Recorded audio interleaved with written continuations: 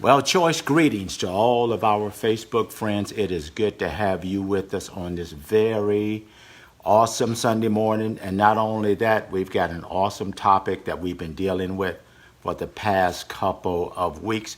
And this is my beautiful wife. I'm Dr. Cindy Trim Tomlinson. I want to thank you for tuning in. Today's going to be exceptional. So make sure you call your family, your friends, especially with this topic that we're about to introduce to you. Thank you for joining us. And we've been dealing with relationships and relationships in crises, to be specific. And the thing that we want to do right now is deal with one of the most important topics.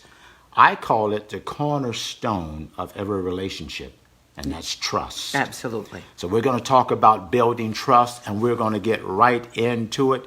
Thank you all for coming on. Thank you all for being a part. But I want to give you at first my take on trust. Okay. And what it basically is. Now this is my part in what I see about it. So trust initially is an investment into the relationship, and as time goes on, it builds interest. And that's what happens when we understand how we are to go about trusting. You don't initially just put all of your trust out there when it comes to a relationship. It could be a marriage. It could be a friendship. It could be a working relationship on the job. It could be a business relationship. But the cornerstone that every great relationship is built on, it's called trust. Yeah, that's the sticky glue. That's the sticky That's glue. the thing that keeps it all together. Yeah. And what I'm going to find out, because I'm going to interview you a little bit. I'm going to join in the conversation, but I'm going to interview you a little bit. And we're going to tell people how we learn to trust each other in our short, gone on 3 years of marriage. And it's working really good because there's some things that I understand about myself when it comes to trust. And then what I understand about me, it translates into you trusting me. And we'll get into that a little bit later. And vice versa. And vice versa, yeah. So I want you to gather everybody around that's a part of this, because if you do not have a relationship based on trust, it's not a strong relationship at all. Well, let's look at our relationship with God. And it clearly says in the book of Proverbs 3 and 5, trust in the Lord. Lean not to thine own understanding, but in all of your ways acknowledge him, and he will direct your path. Now, our trust in God is of the utmost importance. But then, after that relationship, I have to ask myself this question.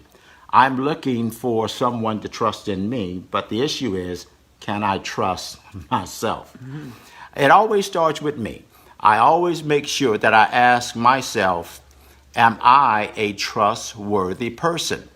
And if I am a trustworthy person, I'm able now to pick up whether or not and discern trust in others. It's very important. Yeah, that's it. I think trust, if you build trust, and you could study this, it's like building a pyramid. The base of the pyramid has to do with shared values. And I thought about it based on Shared values. Yeah, I like that. I thought about it based on a conversation we had last night. And what I was listening to was your values. It wasn't even a circumstance or a scenario that I was listening to, even though that was interesting. But it was your values. I listened to my mother, and I hear her values. Yeah. When you listen, I think trust, the foundation, the base of trust is shared values, because sometimes we go into a relationship with expectations of a person, and those expectations are not their values. Yeah. And you laid the foundation, trust in the Lord, and lean not to your own understanding. And what you're saying about that, or what the Bible is saying, is he's reliable. Exactly. He's reliable. You could count on him. His words, whatever he has spoken, he is going to under-promise, over-deliver. Trust God because he has, and this is the second one, integrity. Yes. So, number one, do we understand what God values? And He values His Word. And so that's integrity. That's the second part of the pyramid. Yeah. So you lay the second part, that's integrity. The third, to me, and I wrote it down, is concern for others or empathy. So you start with shared values, integrity, empathy, and then the next one is competency. Okay. Competency, because there's a lot of people that make promises that they cannot keep. Yeah. Because they don't have the competence, and therefore, if you don't have the competence, you can't rely on that person. But most importantly, you cannot respect or honor that person. That's right. Because they don't have the competency. And then the fifth is accountability. Wow. That's the next level. Yeah. And then the final one is the giving of your soul. Yeah. Because if we're talking about marriage, you want to give your soul to someone for safekeeping. And, that's where you're sharing your ideas and you're not going to be rejected. You're sharing your thoughts, you're sharing your feelings, you're sharing your dreams. And that person is going to keep that for safekeeping and encourage you at that level so that you become the best version of yourself. And a lot of relationships never get to that point. Wow. And that's a sad state of affairs because that means that if there is no trust, the relationship is just going to deteriorate over a period of time. But you said a few things that I'm going to have to go back and cover on that list. But here's one of the things that I also want to add to what we're talking about. Trust brings about expectation.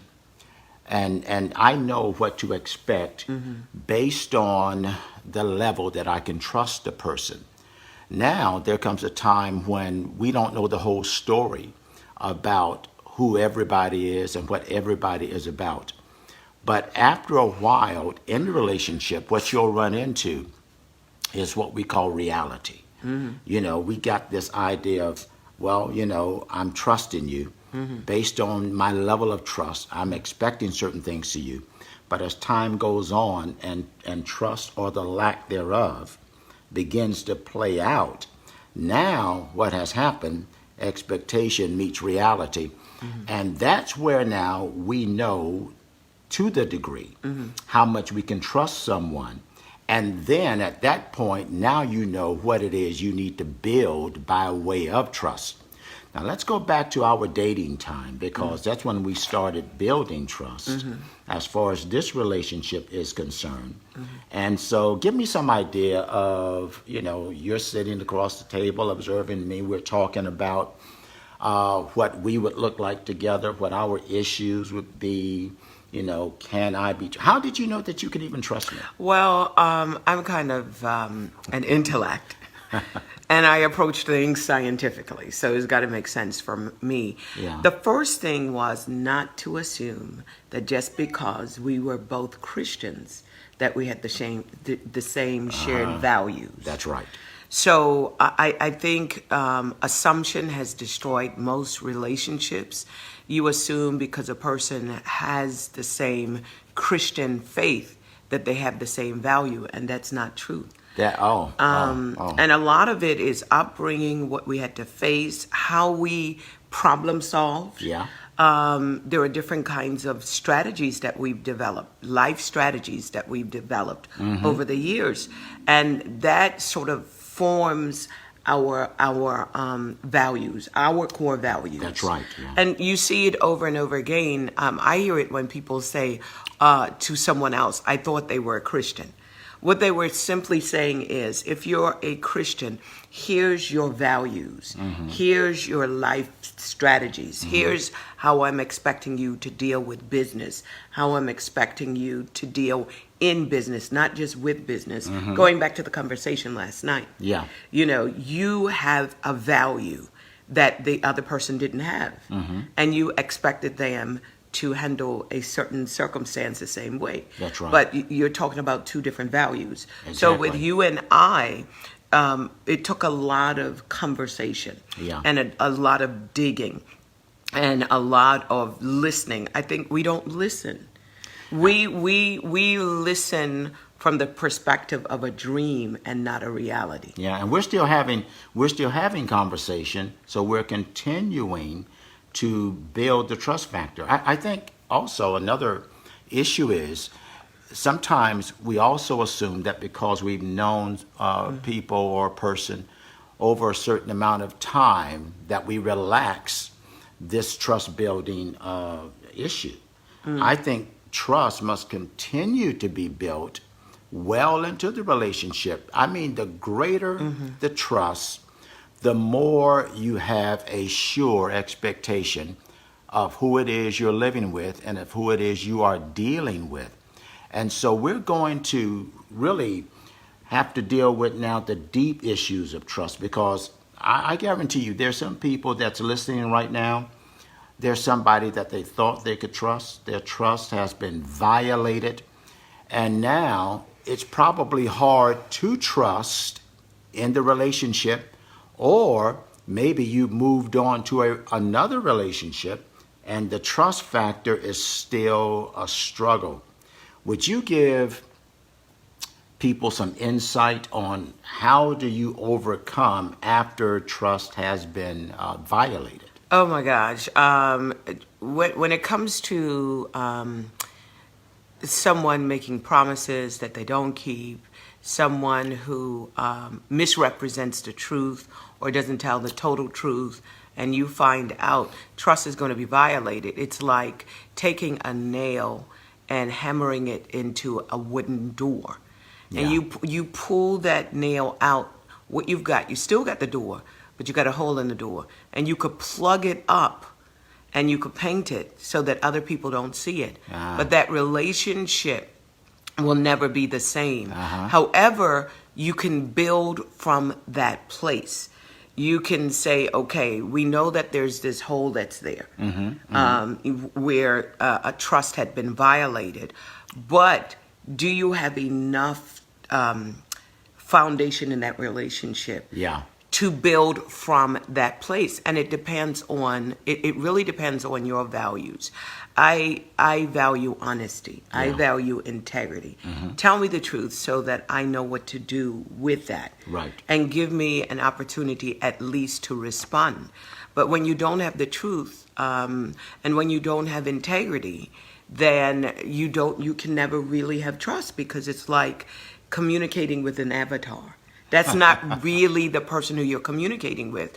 And I think when it comes to even lying, that's important. People lie because they're afraid of the fallout. So perfect love casts out all fear. So you have to ask the question, do you really love that person, or does that person really love you? And again, trust is that sticky glue that holds it together. So going back to the whole idea of shared values, you have to establish that at the beginning of the relationship. And I wish that a lot of people that are listening had that in marriage counseling, or if you had marriage counseling, that would be one of the first things that you would ask. So I really want to talk about what that feels like. Sure. Okay, so going back to the whole idea of shared value, you have to talk about roles. The roles as a husband and a wife. What are your expectations of me? Then I have to agree on that. So you can't show up 2 years in the marriage expecting me to be something that we didn't agree on at the beginning of the marriage. Exactly. Because then there's disappointment, whether it's with your wife or with your husband. You've got the whole idea of disappointment. Then if I'm disappointed because an expectation wasn't met. But did you communicate that? Did you tell me?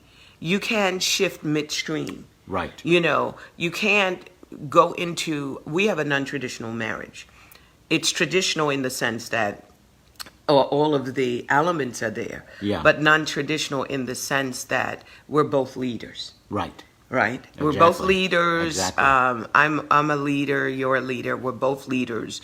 We both have our ministries. We both have our businesses. That's right. So that makes it a relationship that you rely on conversation. You have to talk, and then you have to ask questions. I think it's the power of the questions. Yeah. What do you mean when you say? Because I need to ask context. It's not content; it's context. Right. And where's that coming from? So I want to go back through the steps, and we could talk one by one. Sure. Shared values. Yeah. That means I understand you, you understand me. Shared values. Yeah. The second one is integrity. I esteem you, you esteem me. Right. Then the third one is empathy. Empathy. I'm walking a mile in your shoes. We identify. Yeah. And then the fourth one is reliability and competence. Yeah. That's how you build respect Yeah. for one another. Accountability. There's a lot of people that are secretive. I like this. Let's stop at accountability because I'm probably going to work from the bottom back up. But the issue is this: once a person commits, a marriage relationship, once you're committed to that relationship, one of the major keys to building trust is accountability. You know, if I walk out the door and my wife says to me, "Where are you going?" I can't turn around and tell her I'm grown. You know, like, you don't need to know where I'm going. I'm grown. I'll be back when No. What I'm doing, I'm actually violating trust to a great degree. If you don't say it.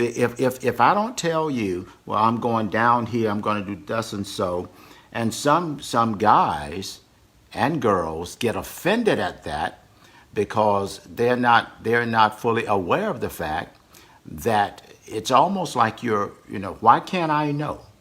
What are you hiding? It becomes very suspicious when we can't be accountable to each other. And when people get offended at being accountable, then you know that there's something, an issue, a trust issue that needs to be dealt with. Yeah, and the whole idea of being open is important too.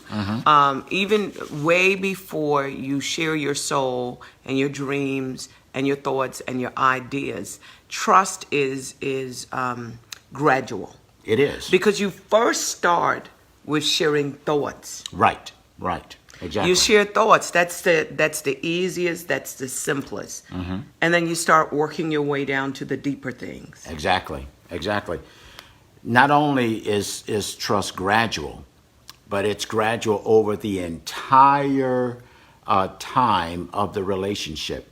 You know, another thing that I constantly tell when we counsel married couples, I constantly tell them, listen, there may be times of conflict in the relationship. There may be times of disagreement. One of the things that men tend to do is that we tend to get in a heated discussion, and it's always interesting that generally men need to leave the house, take a drive, take a walk, so on and so forth. Now, here's what people may not understand about that kind of behavior. Once a man starts leaving every time there's some type of disagreement, they are actually practicing separation without knowing it. Well, I'm gonna just go down to the corner. I'm gonna go pick up something from the store. I just need to get out of here. And here's what is going on inside of that woman's mind. Your wife is thinking, well, what would happen if he didn't come back? Because every time we get into some type of heated discussion or maybe even a disagreement, he has to take off and take a walk or take a drive. Where is he going? What is he doing? Well, to a guy, you may be cooling off. But to your wife, something is going on whereby you need to be in the house. You can go to a different room. You can go to your garage, work on a project. You can go in your backyard. But we can't always practice leaving every time things get heated because you're building up this idea that what can happen down the road is one day you could possibly leave and never come back again. That happens when, there's not an understanding of a person. Yeah. People are trying to process words when they should be processing the person. And that goes all the way back to the foundation of trust. Exactly. And that's built on shared values. Yeah. What does your spouse value? And if you've never had that discussion Yeah. at that level, and it's an intellectual discussion too. It's not an emotional discussion, it's an intellectual discussion. So when there's arguments and heavy debate, you're not arguing over something a person did. Right. You're usually arguing over the base of the relationship, and that is what a person values. And I've seen it over and over again. That's a good point. What do you value? Yeah. And arguments explode because there's no shared value that's there. And then there's no understanding of what a person values. It could be, I value someone listening to me and being listened to, not as a patient, not as a client, but as a person with feelings, a person with dreams. But if you've never been able to share that, you want to get to the top of that pyramid, where you're actually sharing souls with one. You're giving your soul to a person for safekeeping. Right. And that's where you get into the soul mate. Yeah. You're my soul mate.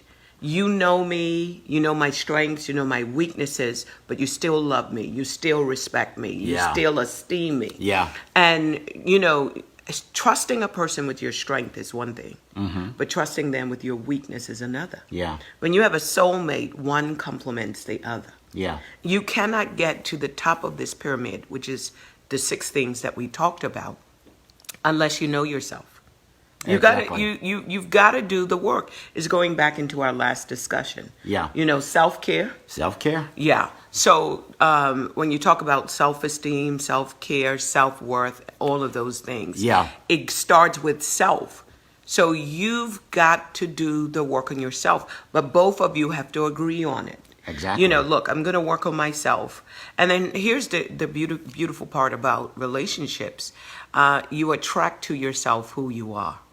So we talk a lot. Oh, you're a lot like me, which is true. Yeah. You're a lot. We're not talking about in terms of personalities. We both have 2 different personalities. I'm pure fire. He's gentle rain. Gentle rain. Yeah. Yeah. Really refreshing rain. And I'm fire. And we complement one another. Absolutely. But we have a lot alike in terms of what we value. We value order. We value cleanliness. Value peace. We value peace. We value respect. So we have a lot of shared values. And so we value space. Yeah. So, you're not sitting on top of me, I'm not sitting on top of you. That's right. We value one another's and respect one another's personal space. Yeah. And even, asking permission. Can I enter your personal space? Yeah, yeah. I think respect comes. So we have shared values. That's right. And you attract who you are. So if you do the work on your life, then whoever you're with, or whether it's a family member, a friend, whether it is an employer, employee, or your love interest, you've got to get down and drill down with that Yeah. person. And it takes a lot of conversation. Yeah. It starts with, let me understand you. It's not about understand me.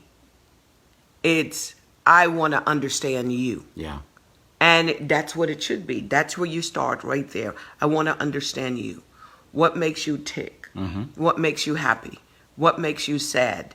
I can't make you happy. I can't make you sad, but I can contribute to it. That's right. Right? Yeah. And I don't wanna contribute to your sadness if I know that this is not something that you value, or this is going to be something that ticks you off. Absolutely. The other thing is this. We talked about self-care last week. It's always applicable in every conversation. And what I've got to do is, first of all, can I trust me? Who am I when I'm not with you?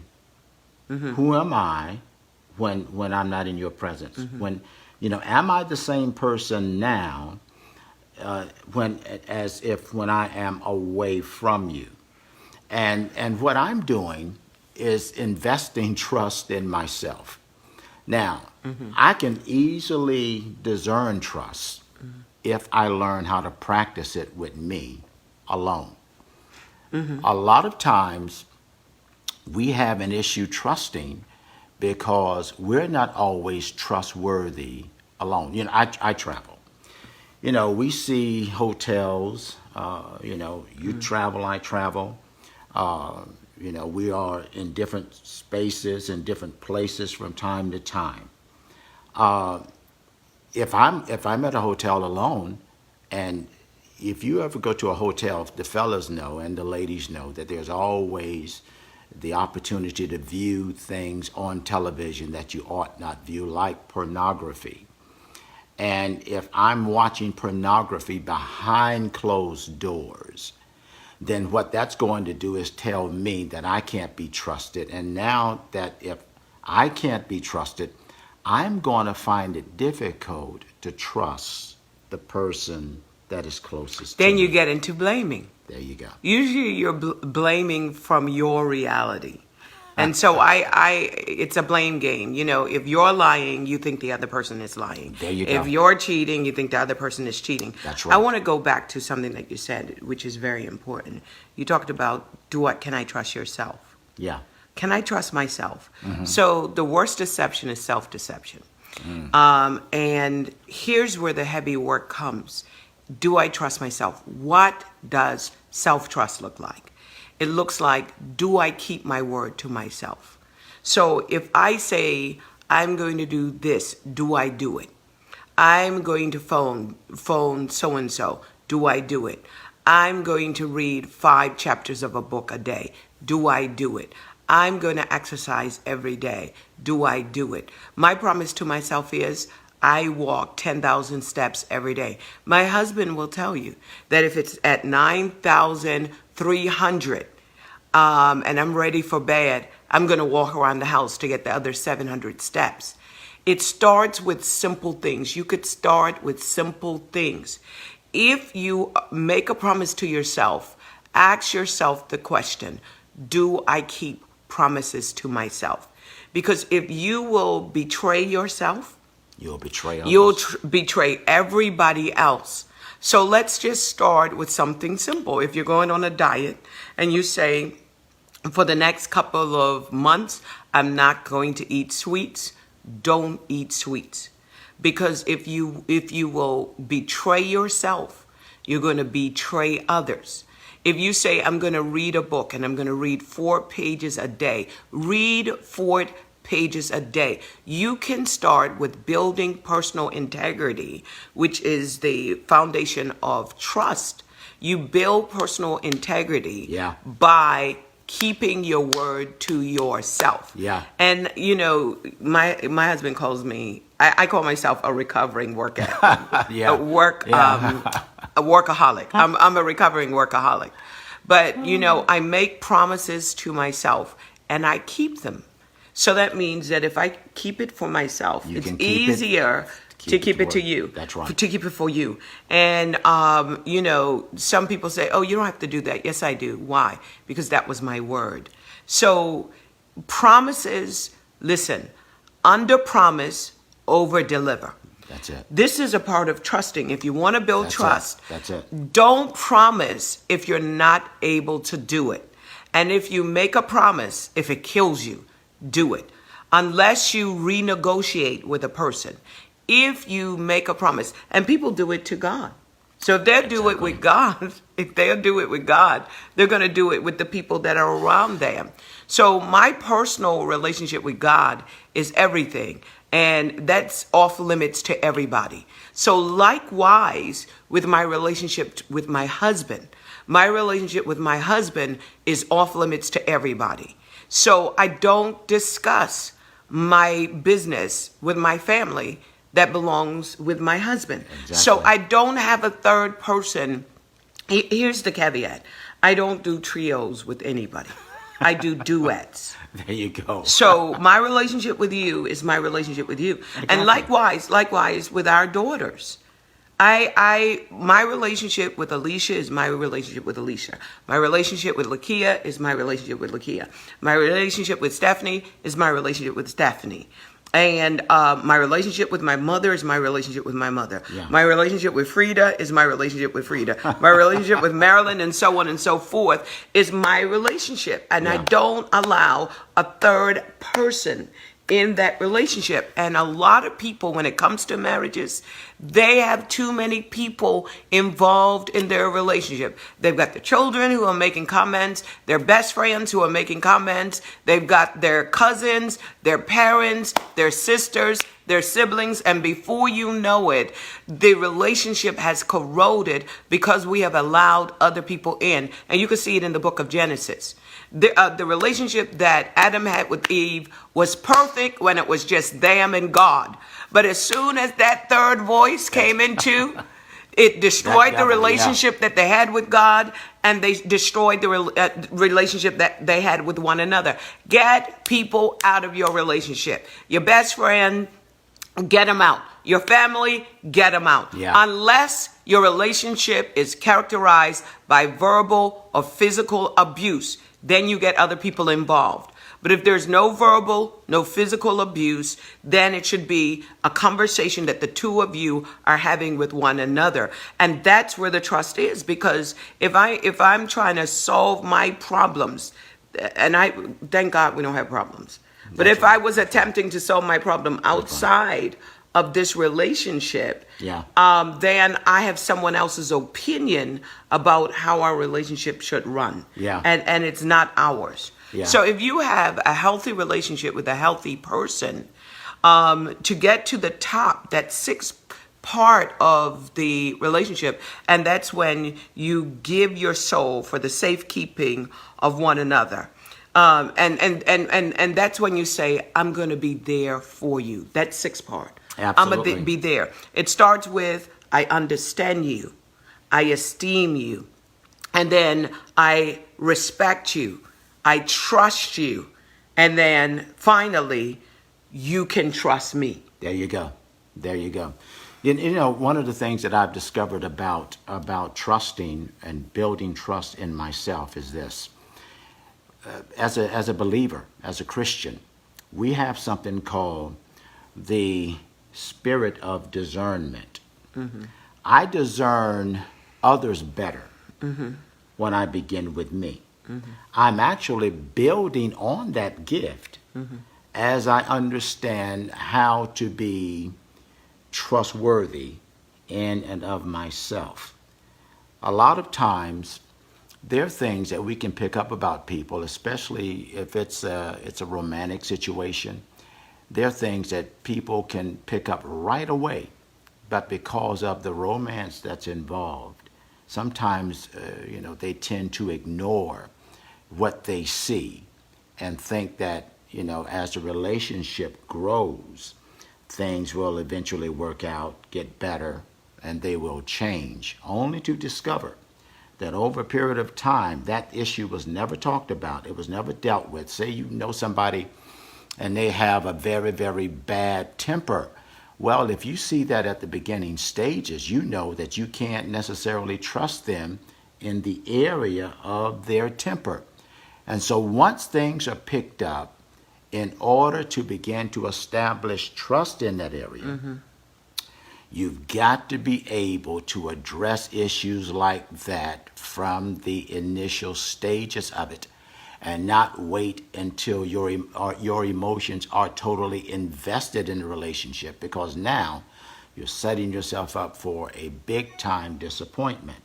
So I'm going to go back to me. I'm going to build myself up in trust. I'm going to keep my word to myself first. And as I build trust in me, as I can be trusted when I am all alone by myself, what I think about myself, what are my activities, making sure that I'm not hiding, because when you get into the hiding situation, you're already positioning yourself that trust is going to be an issue. And I call trust the cornerstone of the relationship. We call Jesus the cornerstone. The Bible calls him. He is our cornerstone. And that word cornerstone, construction engineers would understand that everything is tied into that cornerstone. And in the natural relationship as well as the spiritual, it's simply called trust. And that trust issue has to be dealt with very pointedly, very specifically. Don't overlook things in the relationship.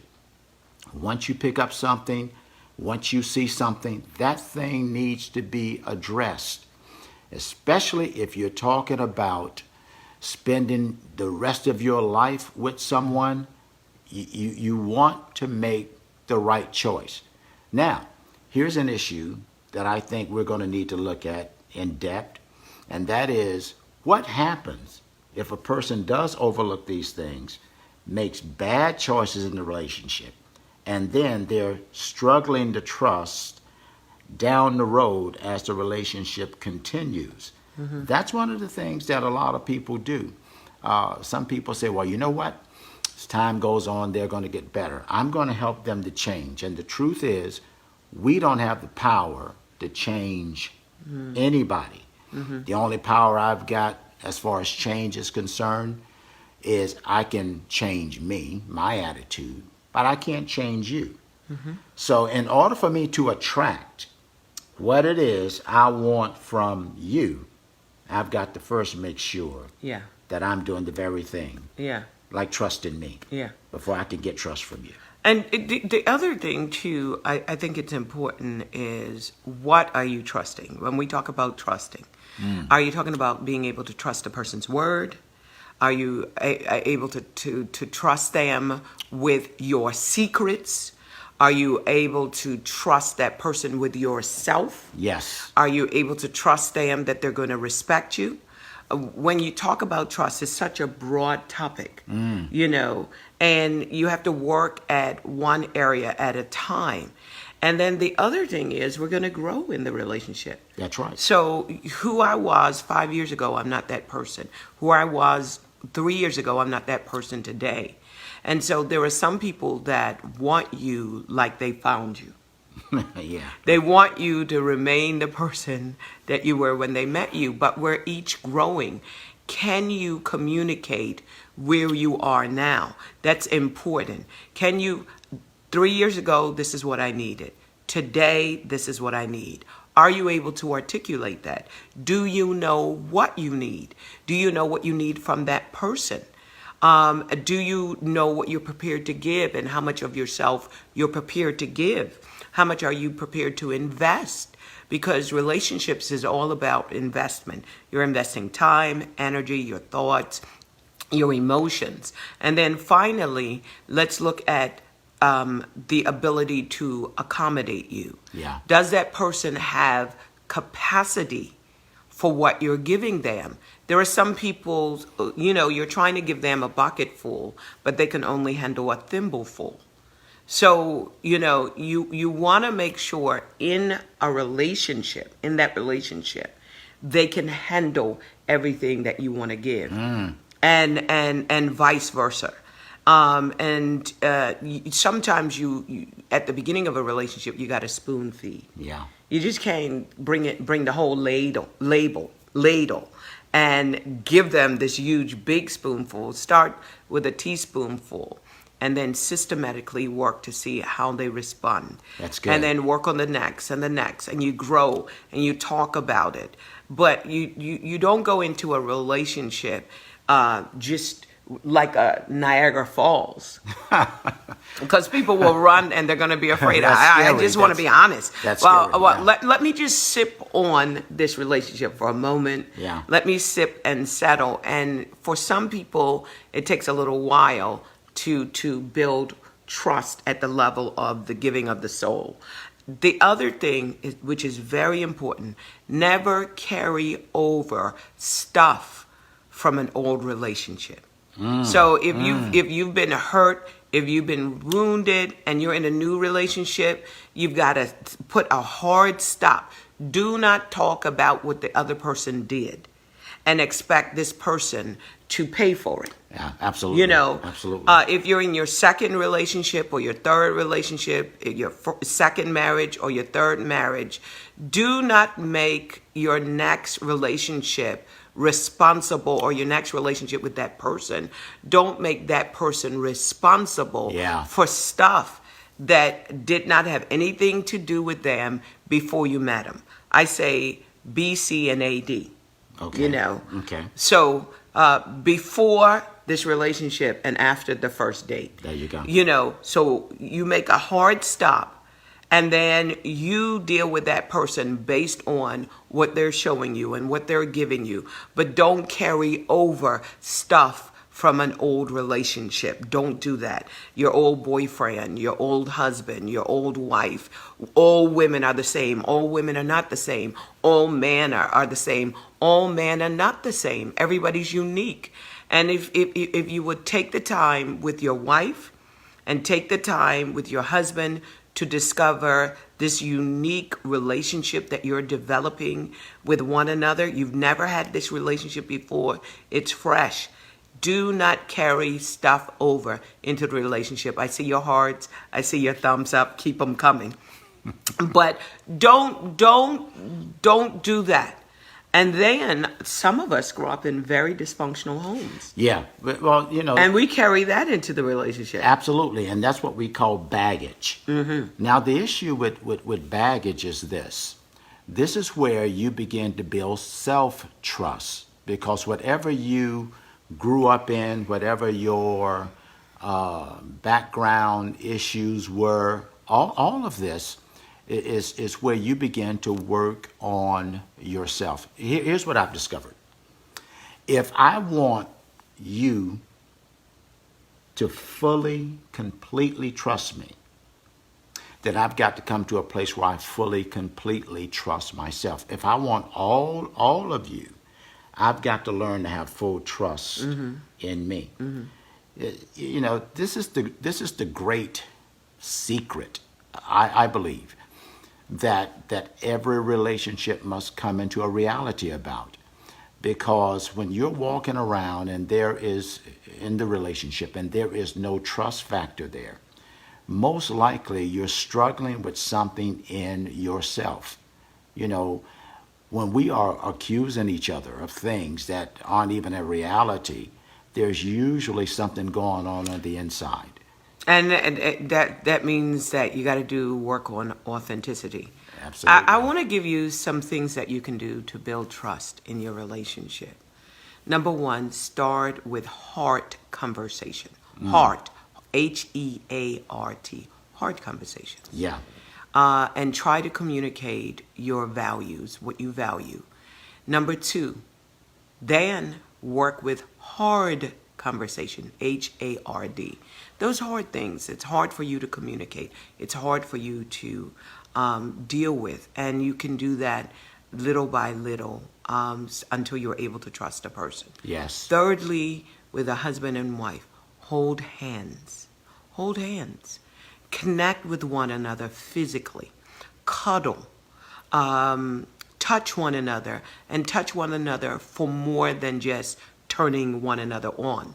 Touch one another just to affirm, I see you, I love you, Yes. I respect you, I honor you, I want you, I esteem you, you matter to me. I just want you to know that I'm here, I'm with you. Just touching, and you do that throughout the day.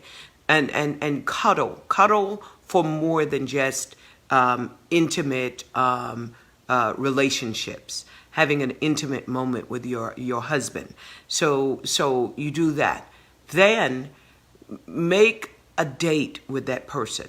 Find out what that person likes, and then once a week have a date with doing that one thing that they like. You know, you may not like it, but they like it. And then really practice their love language, because they're going to feel love. They're going to feel esteem. Yes. You know, write messages. Stay open. Be totally, if they say something or do something you don't like, tell them, babe, I don't like that. And then tell them why. Don't just say, I don't. Tell them why. And if you need more of something from them, tell them, I need more of this from you. Yeah. I'm not getting enough of this from you. Yeah. And then if you don't feel understood, just say, look, I don't feel understood. Or when you do so and so, I feel this way. Own your emotions. Own your feelings. And then take 100% responsibility for your actions and for your feelings and for your emotions. That's 100% responsibility. That's good, because here's what I've discovered. Feelings, if they are discussed, they could be true, they could be false. But eventually, feelings under discussion, when you talk things out, can turn into facts. It's easier to deal with facts than trying to deal with just how a person feels. I could feel one way, but it may not be the fact of the matter. And then through our conversation, once we get to the facts, now we're dealing with real substance. And we know where a person is, where they stand, and the trust factor is being built because we're dealing with facts now and not simply emotions. Emotions are a part of it. And emotions and feelings stem back to the foundation of trust. That's right. And that's belief. That's right. Yeah. You know, these are your shared values. So your feelings are going to point you to shared values or values, what you value. So when your emotions or feelings are bubbling up to the surface, then you could trace all that back to the fact. And the fact is, this is what I value. You know, Exactly. It may not be the facts concerning the circumstance. It may be the facts concerning what you value. And we've never done a values assessment. You need to do a values assessment in your relationship.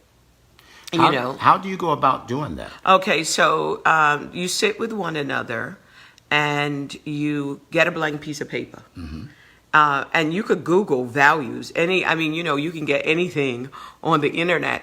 Google values. That's what you do. Google it. And it will give you a list of values: work ethics, honesty, accountability, giving, acts of kindness. These are just some of the values. There's a whole list, hundreds of values. Then you identify, say, 12 values. Yeah. You go through the list of hundreds of values you could possibly have. And then you go down and say, out of these 100 values, here are my top 12. Yes. Here's my top 12. Because you'll see it in statements that people make. When I counsel people and they're hurt about something someone did or said, I'll always scale it back to values. And I always say, look, this is your value. Obviously, that person doesn't have the shared value. It doesn't mean that they're a bad person, but this is not on the top of their value list. For instance, my mother, I'll give you an example.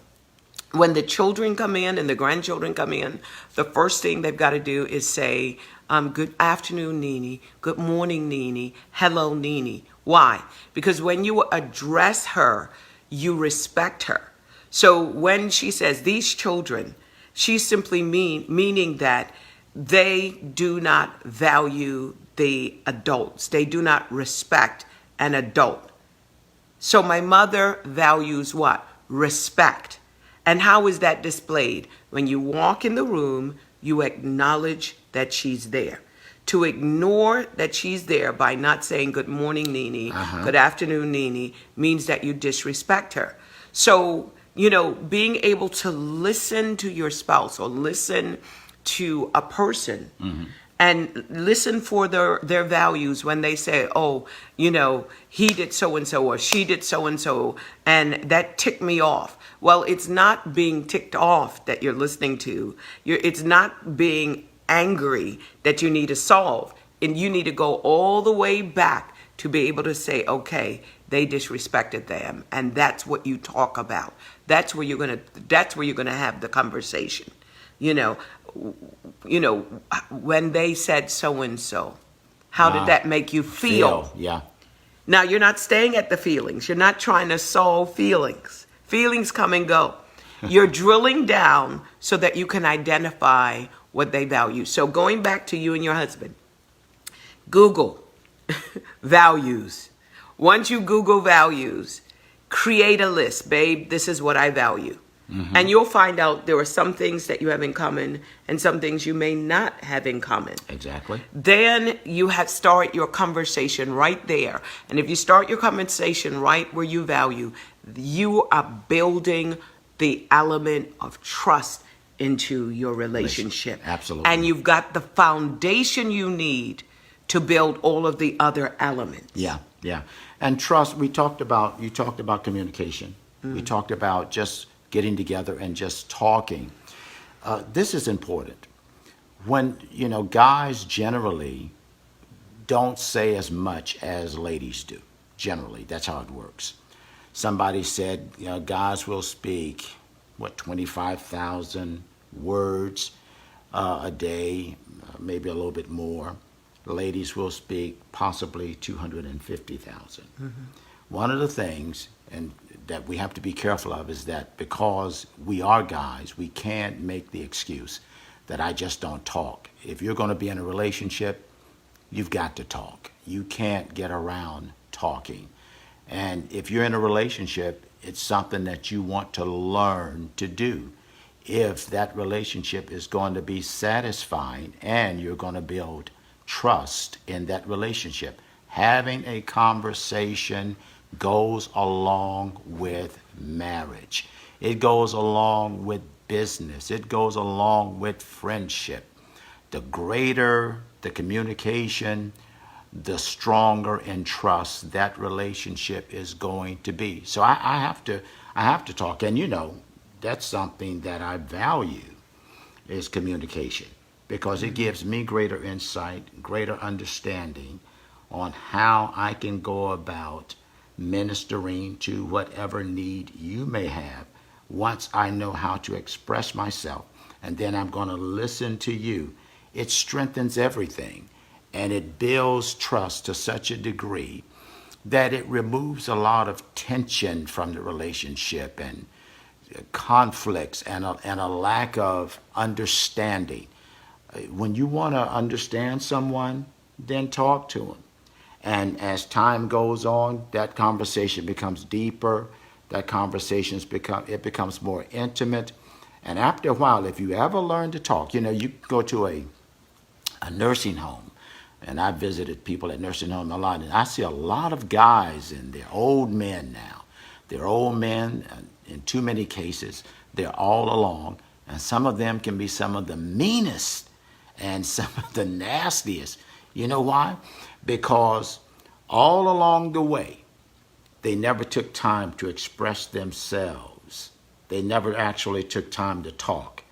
And now that they're all alone, and now that there's nobody there in a lot of cases, the only thing that's coming out of them is anger and regret and cursing and just being plain nasty towards people, because they were the guys that had an opportunity to express themselves, talk, have conversation, and they never had it. And now they're angry, they're mean, they're frustrated.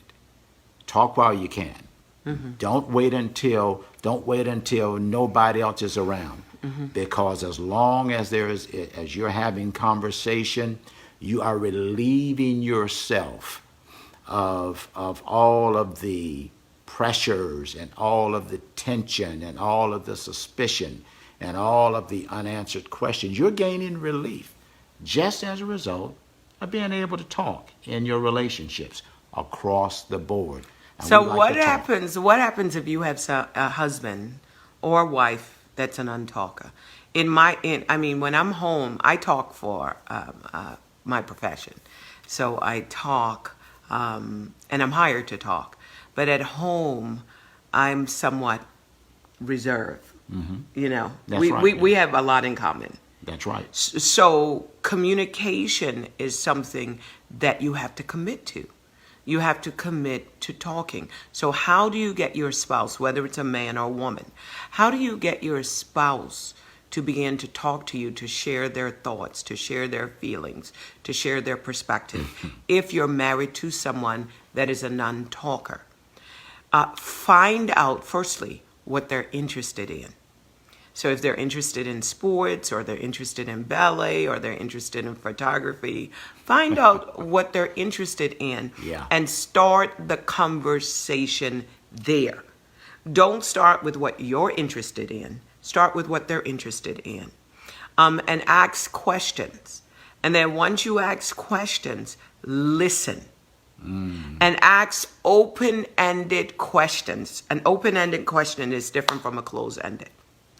A closed-ended question is, did you have a good day? The answer is going to be either yes or no. But what was the highlight of your day today, babe? That's a open. different kind of question. That's right. That's open. That's right. You know, are you going to be watching TV today? Yes. What are you going to be watching today? And that opens the kind of conversation that you want to have. So ask more open-ended questions that requires more than a yes or no. And you could do it with your children, you could do it with your spouse. But if you've had a heated argument, give your spouse room to think about it and then come back without the accusations. Own your emotions. Don't say you make me feel. They don't make you feel anything. Just say, when you say so-and-so, I feel as if. And then give them an opportunity to clarify. And then what we practice is the art of clarification. Exactly. And then Exactly. the art of listening. What do you mean when you said this? What are you saying when you say this? Because a lot of times things are lost in translation. I'm thinking one thing, you could be thinking something else. And when things are clarified, it makes a big difference. The other thing that happens is this. When you internalize things and you don't have conversation, when you don't talk, it's not good for your health. And it's going to build up. Oh, It'll start building up. Why don't you learn the art of talking and communicating until it's exhausted? The issue is exhausted without the accusation. and that takes time. Yeah. Yeah, that takes time. And then remember, nothing has to be settled today. Overnight, yeah. It may take a couple of weeks, a couple of months, but give yourself give your relationship the respect and the honor it needs to be able to say, look, we're going to be in this for eternity, and we've got eternity to settle this. Exactly.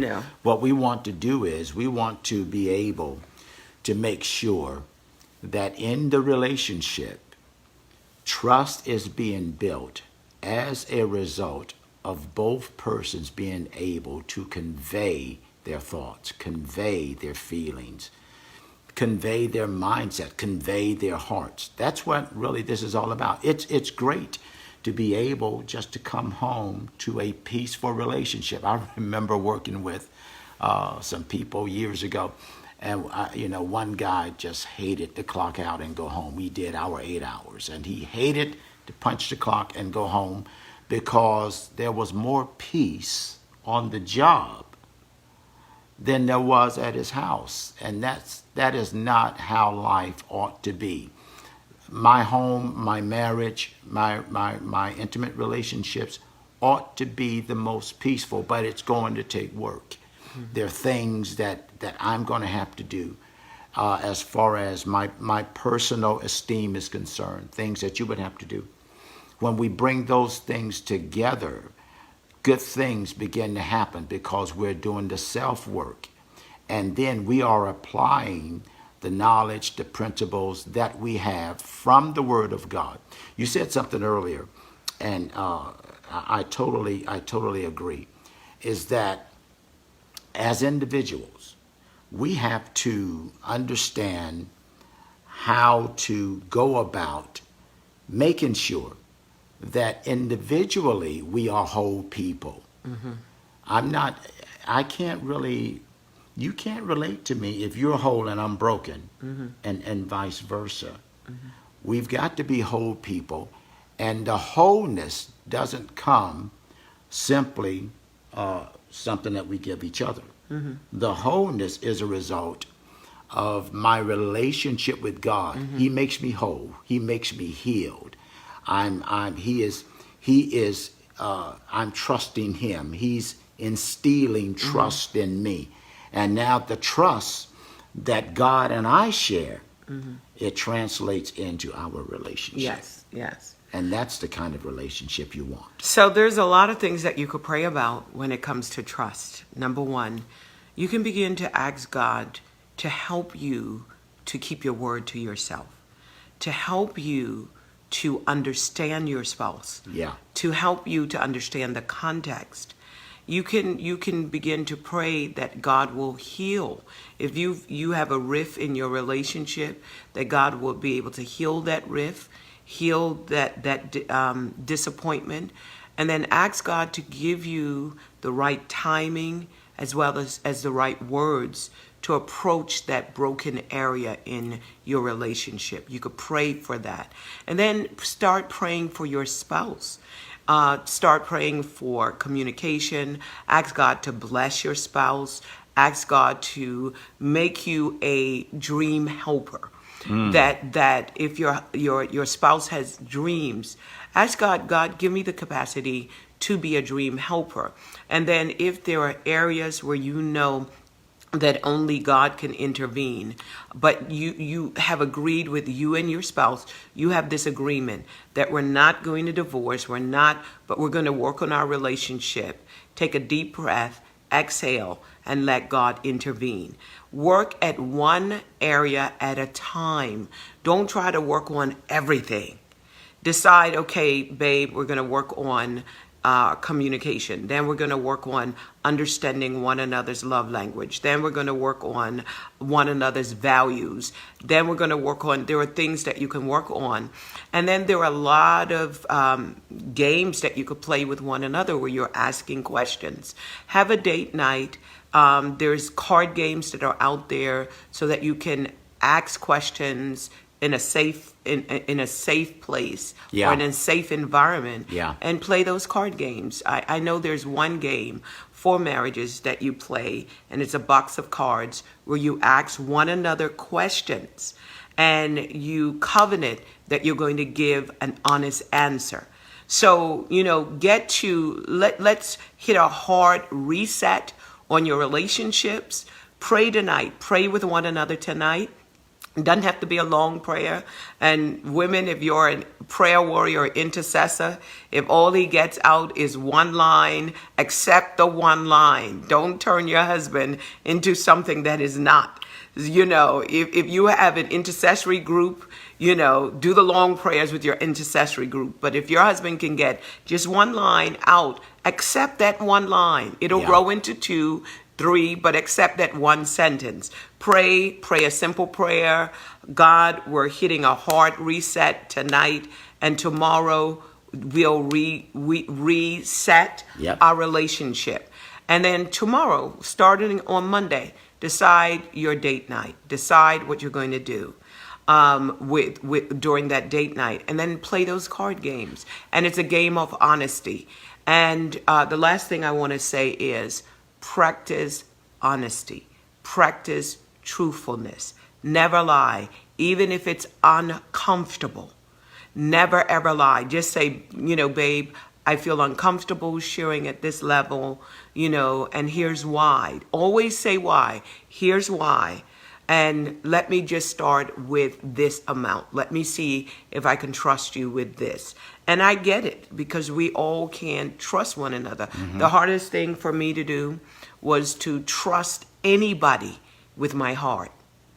I know that I could keep my own heart and keep my own soul. That's right. I know I could keep my own soul. But the hardest thing for me to do was to give my soul to anybody, because I didn't trust anybody could care for that. But I was able to communicate that with my husband, and he was able to understand that. So with all of you that are out there, figure out where your challenge is and then deal with one aspect or one problem area at a time. Yeah. Don't try to fix everything, and start with communicating what you value. Yeah. And if you're able to communicate that, you're able to go to the second, being able to if you make a promise, keep the promise, and then being able to fully accept your spouse's emotions, and then take it straight to the next level where you'll be able to say, no matter what, I'll be there for you. Yeah. And that's the pinnacle of trust. Absolutely. I trust you with my heart. You trust me with yours. We worked all of those issues And my out. thoughts. And thoughts. And emotions. And emotions and Yes. conversation. And Yes. we're not necessarily emotional people, but we have emotions. And all of this is included in the marriage relationship. And if God does it for us, he can do it for you. So here's what we'll wrap up with. It's possible, you talked about the card games. You can actually play and do the hard work in a relationship, and things will come. Listen, folks, I want to close out with this. Make sure you keep spirituality or Christ in the center of the relationship. I usually, demonstrate it like this. This is the husband, here's the wife, and here's Christ in the middle. The 3/4 cord that cannot be broken. More than ever before, there's going to have to be a very strong relying on the Spirit of God in these difficult times in order to hold relationships together. And my personal spiritual life, your personal spiritual life, that's the glue right there.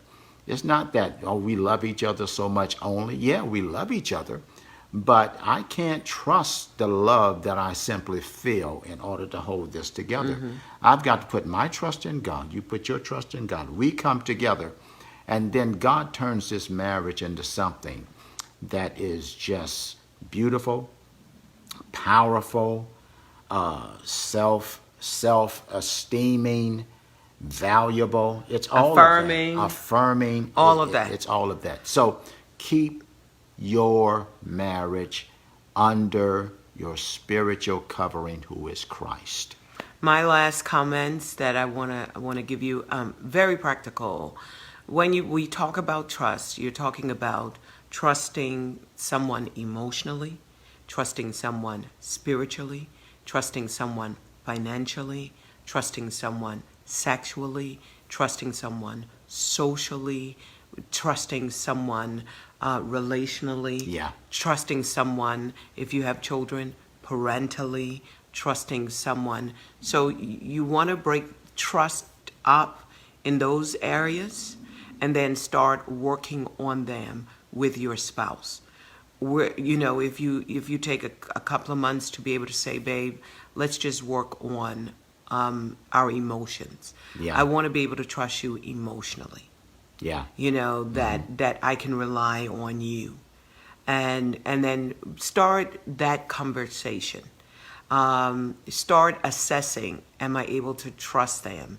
If not, why?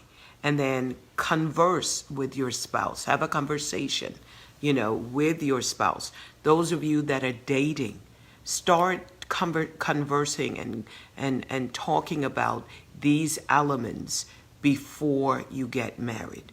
Start talking about your expectations. And once you have that level of communication, when you go into that marriage relationship, you've already dealt with those things. And then you can grow together.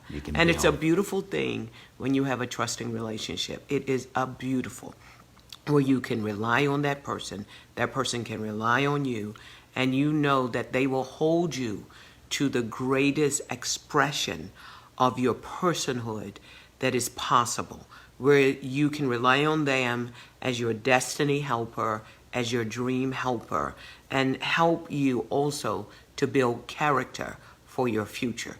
They can call you out on an inconsistency, and you won't be defensive, because you know that they love you enough to not allow you to undermine your own brand, your own character, your own integrity, your authenticity, and your future success. So when you have trust, a person can say something and you know what is motivating it, you know the intention of it, you know what is driving them, and that means that you can receive it without being insulted or without feeling fearful that they don't get you. At the end of the day, when you have trust, you are also able to say, they get me. Amen to that. We're going to come back and we're going to continue. There's just so much that we can cover, and we can't cover it all in one session. But we want to take time to, first of all, thank you all. Listen, you want to hear this content continually? Well, go on our social media pages. Give them the information on your social media pages. At Cindy Trim, and of course, Facebook is Dr. Cindy Trim. And make sure that it has high numbers. They're going to be over 300,000, 400,000. And if you have anyone that sends you with 100, it is definitely an imposter. Russell Tomlinson, period. Twitter, Facebook, Instagram, my personal webpage, Russell Tomlinson, and that's it. You can find me anywhere on social media. Hey, and thank you all for your time. Thank you for your kind words. Thank you just for taking time to listen to us. I'm going to ask the girl of my dreams to pray, and I want you to help them to just pray folk into trust right now. Sure. We want to say a special thank you to Presence Gathering Church for your amazing support, for giving your tithe, your offering continuously. I have to stop and acknowledge how much we love you, how much we respect you. We're always a phone call away. We speak blessings over you that are visiting for the first time. We look forward when we are able to gather. We look forward to meeting you in person in Fort Lauderdale when we resume our gatherings. But until then, stay safe, stay healthy, stay happy, knowing that we are in God's hand. God bless America. God bless this world. Let's pray. Our Father, our God, we thank you right now for what you are doing, even in terms of relationships, married relationships, whether they're new, whether they're beginning, whether they are promising, whether they're mature and veterans. I pray that you would rekindle the passion in those that have reached an impasse in their relationship, and even during this time when we have been quarantined. I pray, Father, that there will be healing, that there will be growth, that the fire will burn in their relationship, that they will care for one another, and that their children can look to them for the example of what a healthy relationship looks like, so that they can make great decisions concerning future spouses and future relationships that they would have. Give us trusting relationship. Yes. Give us the strategy for our marriage that is necessary. Let us pray together, worship together, play together. Let us communicate together, cook with one another. Father, and let us speak the love language that makes the other person feel affirmed and cared for and understood. Where there is fear, replace it with faith. Where there is arguments, replace it with understanding. Yes. Where there is a lack, fill that void with love. Bless us, Father, as we grow together. And Father, let our relationship be a light to everyone else. Bless us this day. In Jesus' name, amen. Hey, listen, one more thing. Thank you all for your giving. If you want to know where to give, go to Presence Gathering Church. Just go ahead and Google, type in Presence Gathering Church. And all of the giving apparatuses are there, and you'll be able to sow your seed. Presence Gathering Church, I want to say this personally. You have been awesome in your giving. We don't spend a lot of time asking you to give. You're just doing it. And for those of you that, you want to just give, maybe you're not a part of a church, well, feel free to tithe and give. to Presence Gathering. If you are a part of a church, make sure you support that church, that ministry, that minister. But in this season and in every season after this, it's going to be important that we understand the power of our giving. That's how we make our living, not your job. Your living is actually made off of your giving. So we welcome you to give. And Presence Gathering Church, that's it. You type that in, we'll pop up, and you can go straight to our push pay. And I'll tell you what, it will push to pay. It'll get done. So God bless you. Thank you all again. And I'm looking forward to next Sunday. Yeah. I just feel like we've got some other things we've got to talk about. But for the time being, we're going to let you guys go. Thanks for hanging with us. Have a great day. Bye-bye.